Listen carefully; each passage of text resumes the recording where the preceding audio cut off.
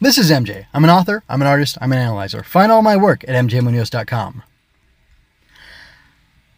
I will be discussing the bad and good of Kamen Rider Geats Episode 5 and problems with consistency.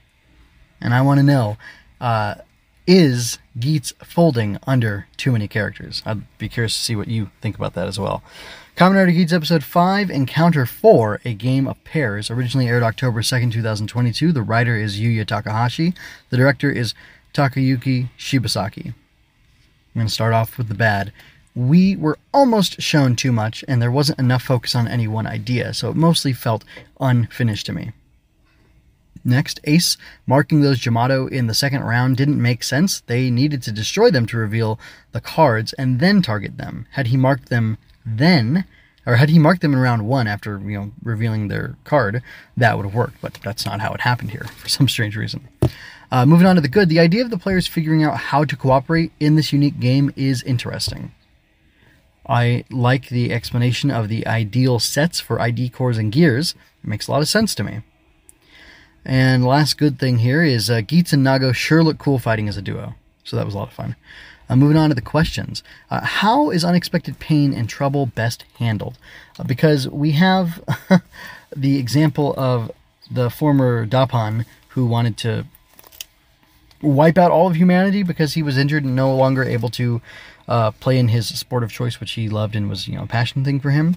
And then we have Michinaga here. Chimichanga. I keep thinking every time I see his name I think Chimichanga. And I'm not even a Deadpool fan, guys.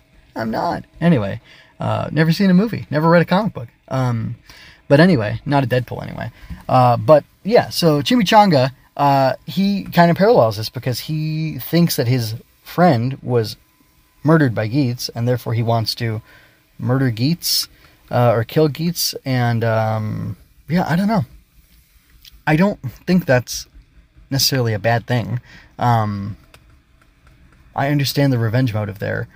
And I don't know why he wouldn't just talk about it. But it must be the case then, based on the rules of the show, that at some point, or the rules of the game, of the Desire Grand Prix, that at some point it is okay for a player to kill another player.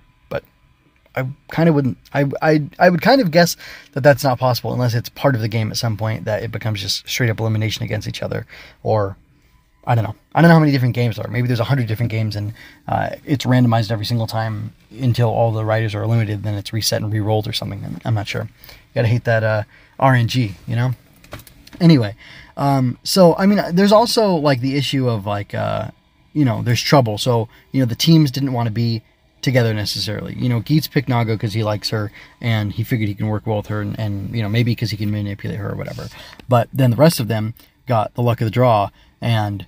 or the remainder got the luck of the draw, and Chimichanga got with Tycoon, and I think he's fine with him, but then, Mary was stuck with, this Punk Jack, and, he was upset about that. I don't know. Is there, like, an overall point about, like, how you, like, need to adapt and pivot when something unexpected happens, and if you, like, take a deep breath, you can, figure out a way to get out of the problem? I don't know. Maybe there's something there. Maybe I'm trying to read it into it. I'm not exactly sure, but, I do want to get a little more pointed and talk about some more issues. So, like, what is the problem here? Because I didn't like this episode very much, and you're about to hear my score, and you may think it's crazy, but yeah, this is how I'm feeling about it. I want to know, like, is Takahashi losing his grip on telling a tight story with so many moving parts? Because I thought X-Aid was sufficiently complicated, and I keep not remembering what the other show was, but I know I liked it. Whatever the other one was that he did. X-Aid and...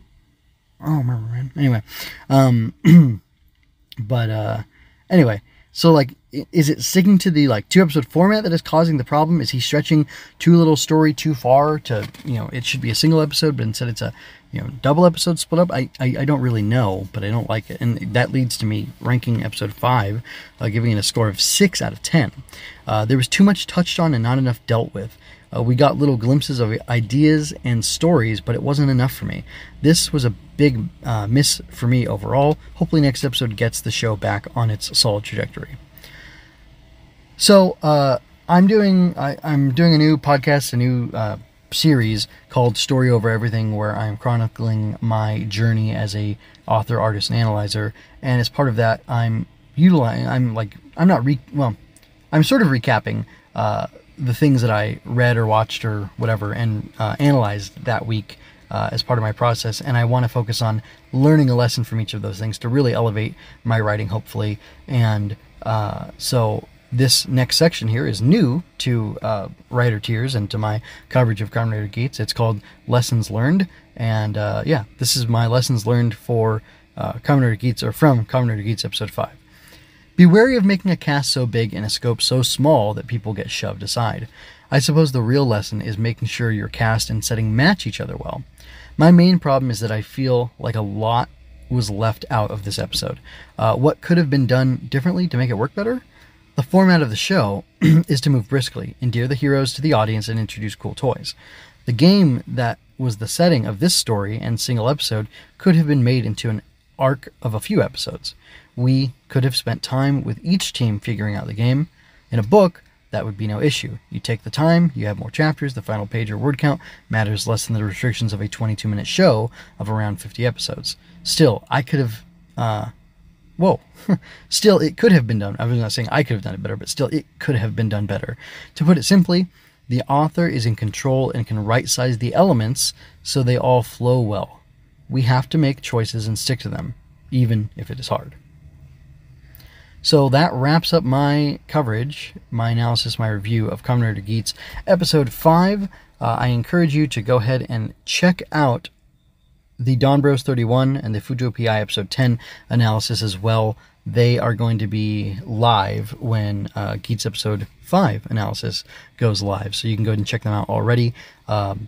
And they should actually be at the bottom. I have like the most recent posts, I think, automatically generate and replace each other at the bottom. But if you're looking for a specific show, you can go up into the analysis section and look for Writer Tiers. Well, this is Writer Tiers. You can look for Half Boiled, for Fujo PI, or you can look for Super Sentai Sanctuary for Dawn Brothers, and you can find Dawn Brothers 31 there. So anyway, that's it for now. I'm going to go ahead and get out of here. I leave you with peace.